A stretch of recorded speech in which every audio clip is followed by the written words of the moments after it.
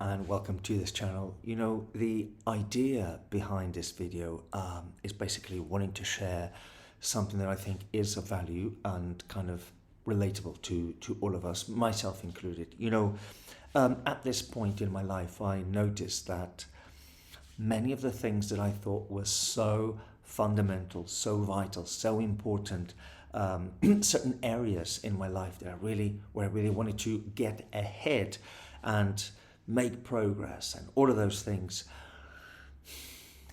I realize they're not such a big deal, okay? And the problem is when we just beat ourselves up about those things that in the end don't really matter.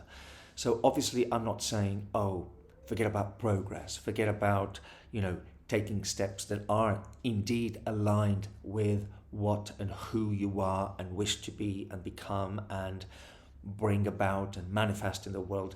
It's none of that. It's simply that the more we identify with feeling behind, the more we kind of get stuck, within the space of that identity. And that is certainly not the identity of someone who actually goes ahead. So we're kind of like, shooting ourselves in the foot when we do that kind of thing. So I just hope that with this video, I'm able to illustrate the point a little bit further. It's just a perspective. There are many videos on this topic, many like intelligent and fascinating people talking about these things. But I really just wanted to share my personal perspective with you in hope that it might be useful, okay? And, I'll begin by explaining precisely about, why I have taken my time with this video, certainly more than, than I wanted to. I wanted to do this video sooner, but I fell behind, and I certainly felt behind too. It's not that I worship the god of productivity. I know all too well that creative practice has its own rhythms, seasons, cycles, which are not always compatible with imposed deadlines. But I also know perfectionism is most often just fear in disguise, right? So the truth is always deeper, I think. A part of me is still reluctant to put content in the world, out in the world, as I anticipate that whatever exposure it gets will also expose me one way or another, potentially making me more vulnerable, right? But that too is a mind game. I don't necessarily feel prepared for the consequences and increased responsibilities that my work would generate. But then again, how prepared can you be, So suffice that we take the next step. And in my case, this is it. Perhaps resistance to actually being empowered, by this choice is the only thing holding me back right now. Because the choice itself has been made, right? So now it's just a question of speed. So, have I conveniently been lagging behind then? Well, whether that is caused by past trauma or simply excessive zeal in wanting to get it right, I would be lying if I said that this delay has not served me in any way, because it certainly gave me an alibi, right, to consider myself stuck for longer, right? Divided, anguished, yes but no, no but yes, reenacting a well-known addictive pattern, right?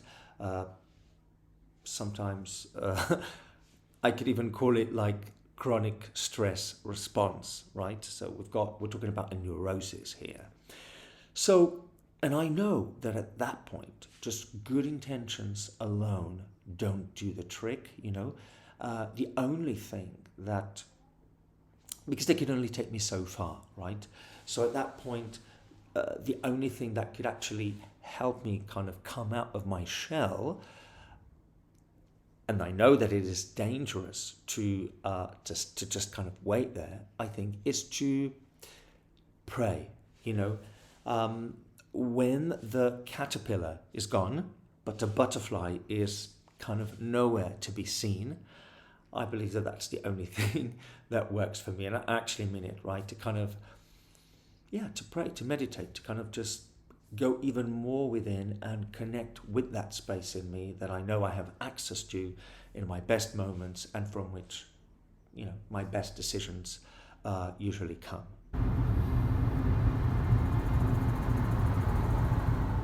So I want to read to you this quote by Nietzsche. He who despises himself nevertheless esteems himself as a self-despiser. So who has never felt behind, at least in some areas, well, not all areas of life? And can any of us claim not to have despised ourselves for that, even if just a little? So Nietzsche's quote points to a somewhat dark silver lining, right? But we can go further. You know, we matter because we were created. That's it. So no other attribute necessary, like being supposedly ahead in life. Feeling behind seems almost endemic to living. You know, it's a collective experience in that sense. Behind what or behind who? Now that is highly individual. Let's say that I am attached, even addicted, to a certain story or perception or identity. Attachments or addictions tend to be quite specific, like me craving sugar but not alcohol, for example, or contrasting the mental image of my ideal life with my current reality.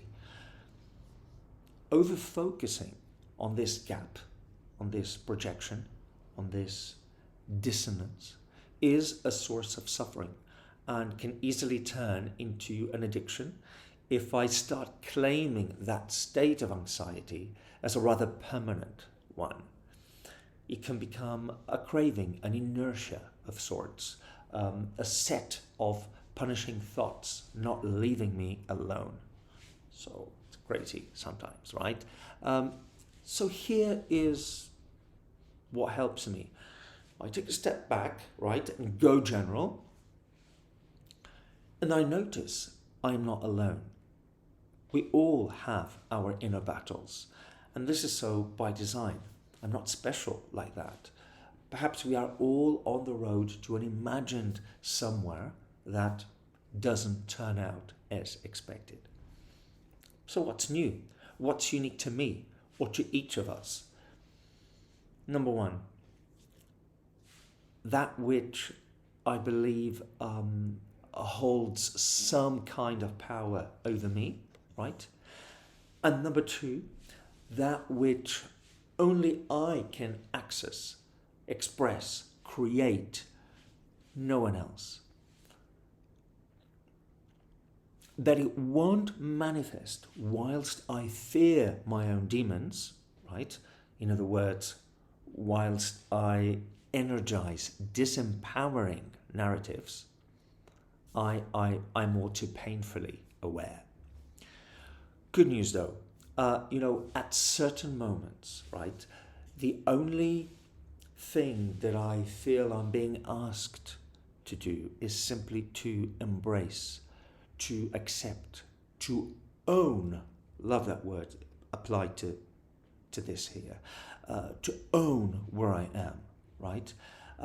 No need to like it, certainly only to choose it, to choose to be with it, and understanding this is major.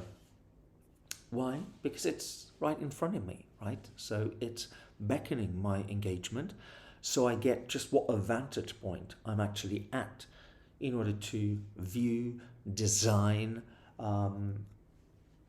start my next creative venture.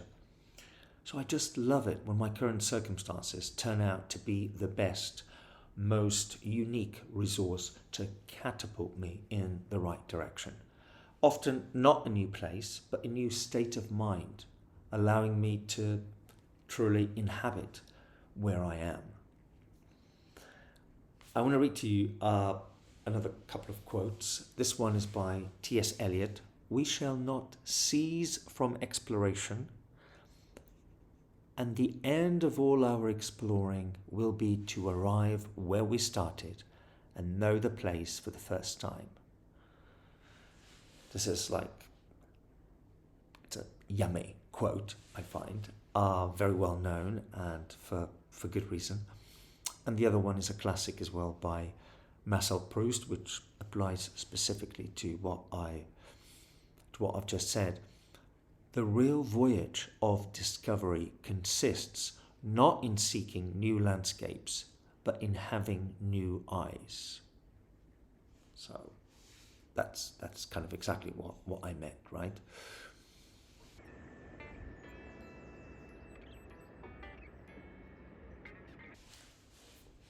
So I wish to propose to you, what if you were and you are never not late to the party? What if you couldn't not live what is yours to learn, right? What if it was all an initiation, propelling you to make this very discovery and take a deep breath of all rightness, right?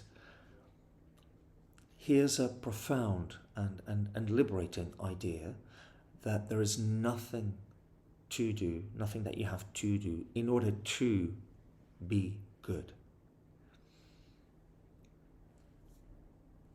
In that sense, you can't not be faithful to your mental map. You're never behind, right? And your worthiness is certainly never at stake. There is a caveat, right? The caveat is you would have to give up your pride, meaning the story of a self-despiser would not hold anymore. Okay, so it would have run its course. And I believe this is more challenging than it might seem at first. So, you are at a choice point. Are you going to witness, to be present, to give love to the part of you pushing through the pain like you would with a friend? Knowing that nothing external will do, that no addiction will supply what only your heart's commitment can? Are you going to esteem your journey, getting that this is serious business, right? Some would say it might even be trauma that you have inherited, like you did, the color of your eyes, for example. But yeah, getting that this is serious business should help you to honor the experience as a resource to come out of your shell and heal, right? And even perhaps heal others in the process, okay? So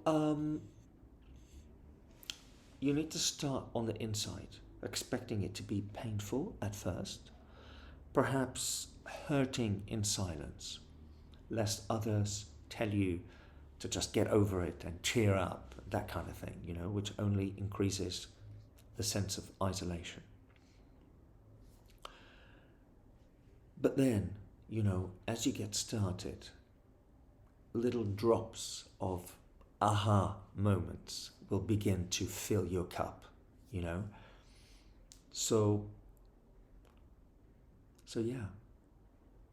And why not supply this healing journey with intentional practices, right?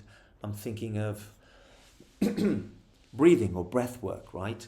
Writing, moving, dancing, invoking, rewriting, right? It's all about release. It's all about having a ritual and transforming, right? It's all about rebirth.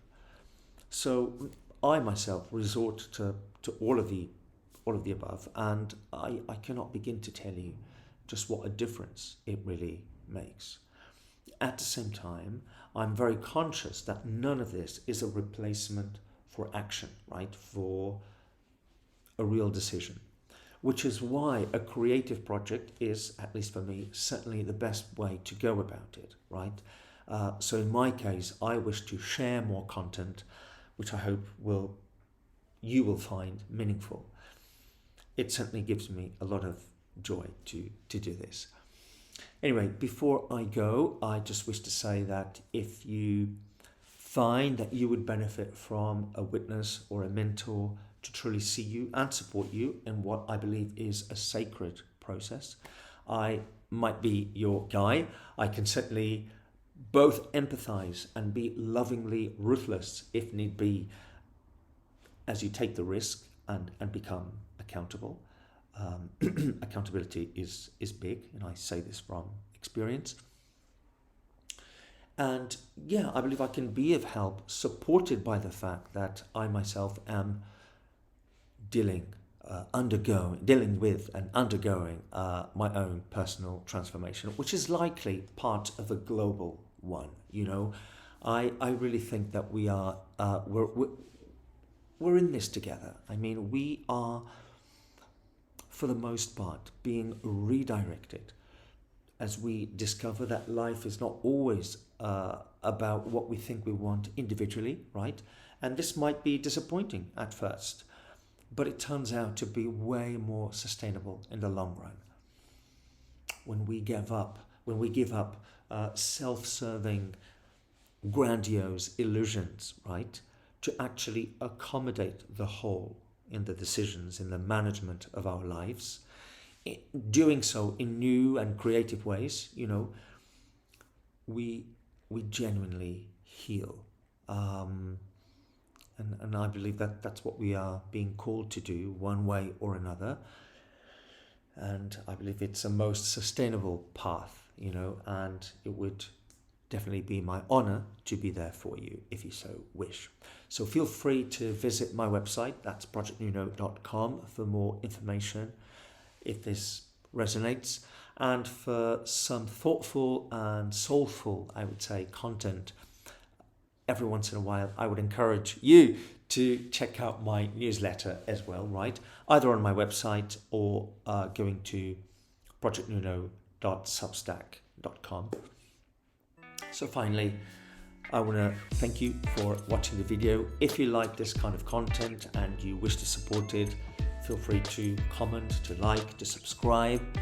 If you're new to the channel, my name is Nuno, and I create content on personal and collective transformation. A massive thank you for watching, and we will catch up soon. Take care.